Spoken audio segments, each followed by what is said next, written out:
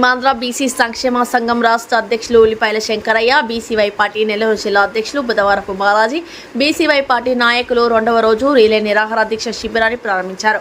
వారికి మద్దతు తెలిపారు.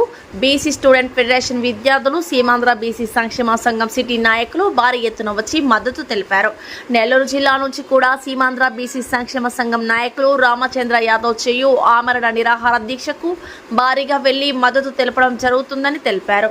రెండవ రోజు దీక్షా శిబిరాన్ని గురించి, బీసీల 5 డిమాండ్ల అంశం గురించి ఏప్రిల్ 11వ తేదీ బోడే రామచంద్ర యాదవ్ బీసీవై పార్టీ జాతీయ అధ్యక్షులు మంగళగిరిలో చేపట్టబోతున్న ఆమరణ నిరాహార దీక్ష గురించి తన యొక్క ప్రసంగాన్ని ఇవ్వాల్సిందిగా కోరుచున్నారు.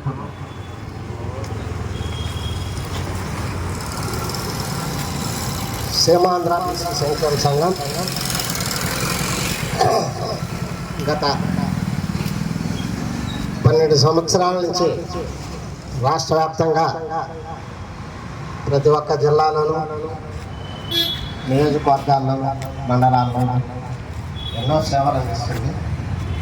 అయితే ముఖ్యంగా బీసీ నాయకులు 30 సంవత్సరాల నుంచి, ఉదాహరణకి మన ఎస్ఎస్ యాదవ్ అన్న గారు, అదేవిధంగా యనమల నాగేశ్వరరావు గారు, తదితర సీనియర్ బీసీ నాయకులు ఎప్పటి నుంచో వారి శక్తి వంచం లేకుండా బీసీ హక్కుల కోసం నిరంతరం పోరాడుతున్నారు.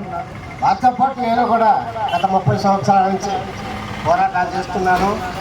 అయితే సంఘాల ద్వారా ఎన్ని విన్నపాలు ఇచ్చినా కేంద్ర రాష్ట్ర ప్రభుత్వాలు చెత్తపుట్టకే దాఖలు చేస్తున్నారు. ఈరోజు మనకి నిజంగా 2 సంవత్సరాల పోరాట ఫలితంగా ఒక సింహం, అది రామచంద్ర యాదవ్ గారి రూపంలో మనకి ఒక పార్టీని, ఒక వేదికను నిర్మించడం, వెనకడు వేయకుండా ఎలాంటి పరిస్థితుల్లో కూడా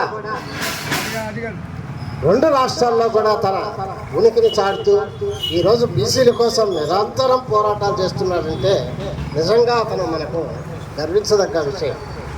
అదేవిధంగా జిల్లాలో కూడా ఈ యొక్క పార్టీని నడిపేదానికి ముందుకొచ్చిన మన సీనియర్ బీసీ నాయకుడికి, అదేవిధంగా మన జిల్లా అధ్యక్షుడు బాలాజీ గారికి ప్రత్యేకంగా అభినందనలు తెలియజేస్తున్నారు. సోమ గోపాల్ అయితేనేమి, మరియు యువ నాయకులు లీలాకృష్ణ గారికి, అదేవిధంగా మన ప్రతి ఒక్క బీసీవై పార్టీ ప్రతి ఒక్క నాయకుడికి కూడా ప్రత్యేకంగా అభినందనలు తెలియజేస్తున్నాను.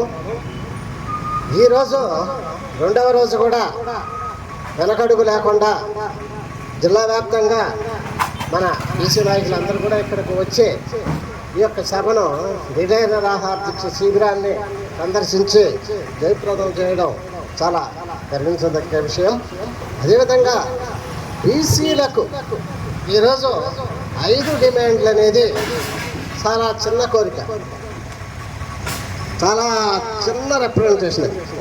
దాన్ని అమలు చేసేదానికి ఇప్పటికి సుమారు 1 రోజుల నుంచి పైగా రాష్ట్ర ప్రభుత్వం ఎలాంటి చేస్తామని కానీ, చేయమని కానీ, ఇది వీలు కాదని చెప్పడం కానీ, లేదా కొన్ని ఇబ్బందులు ఉన్నాయని చెప్పడం కానీ ఎలాంటి సందేశాన్ని ఇవ్వకుండా నిమ్మకు నీరెత్తినట్టుందని అంటే రాష్ట్ర ప్రభుత్వ వైఖరి.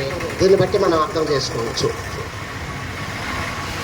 ఒరిజినల్గా బీసీలకు చట్టసభల్లో రిజర్వేషన్ కల్పించాలి. మన శాతం ప్రకారం మన కులాల్లో ప్రతి కులాకి జనాభా దామాషా ప్రకారం చట్టసభల్లో రిజర్వేషన్ కల్పించాలి. అది కొంచెం ఆలోచించి చేయాల్సిన పని. ఇప్పుడు మనం అడిగే 5 డిమాండ్లు రాష్ట్ర ప్రభుత్వం తలుచుకుంటే అది పెద్ద సమస్య కాదు. కాబట్టి రాష్ట్ర ప్రభుత్వం స్పందించి ఆ 5 డిమాండ్లు నెరవేర్చితే సరే ఉంది. పరిస్థితుల్లో ప్రతి గ్రామం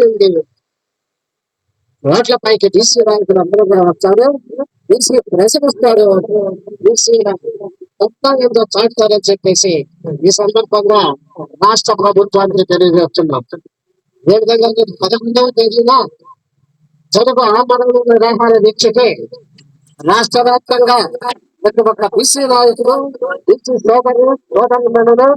సోదరులు అందరూ కూడా ఇచ్చేసి మన చాటాల్సిన విషయం ఉంది. కాబట్టి రాష్ట్ర వ్యాప్తంగా ప్రతి బీసీ నాయకుడు ఆమరణ నిరాదీక్షలో పాల్గొని మన సంఘీభావాన్ని తెలియజేయాలని, అదేవిధంగా సీమాంధ్ర బీసీ సంక్షేమ సంఘం ప్రతి ఒక్క నాయకుడు కూడా ఆ రోజు విజయవాడలో ఉంటారని ఈ సందర్భంగా తెలియజేస్తున్నారు. కాబట్టి ఈ శిబిరాన్ని ఇంకా కూడా 2 రోజులు కొనసాగుతుంది. కాబట్టి విరివిగా అందరూ కూడా బీసీ నాయకులు పాల్గొని జయప్రదం చేయాల్సిందిగా కోరుచు ఈ అవకాశాన్ని ఇచ్చిన గోపాల్ గారికి, బీసీ వై పార్టీ నాయకుడికి అందరికీ కూడా ప్రత్యేకంగా ధన్యవాదాలు తెలియజేస్తున్నాం.